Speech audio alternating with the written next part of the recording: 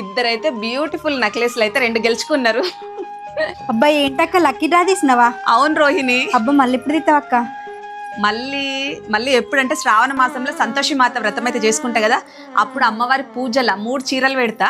నైసిగాని channel ఉంది కదా, తేజరాని family, subscribe చేసుకొని శారీ అని కామెంట్ చేయండి.